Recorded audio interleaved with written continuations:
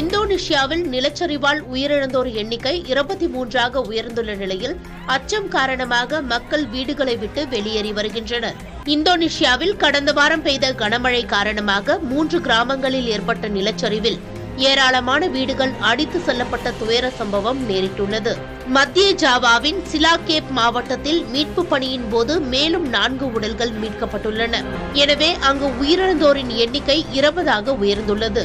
Puncture நேக்ரா மாவட்டத்தில் நேரிட்ட நிலச்சரிவில் 54 வீடுகள் அடித்து செல்லப்பட்டதில் காணாமல் போன 25 பேரை தேடும் பணியில் 500க்கும் மேற்பட்ட மீட்பு படையினர் ஈடுபட்டுள்ளனர். நிலச்சரிவால் வீடுகளில் இருந்து வெளியேறிய 1000க்கும் மேற்பட்டோர் நிவாரண முகாம்களில் தங்கியுள்ளனர். நெல் விளையும் நிலங்கள் மண்மேடுகளாக சகதிகளாக மாறியிருப்பது விவசாயிகளை கவலையில் ஆழ்த்தியுள்ளது.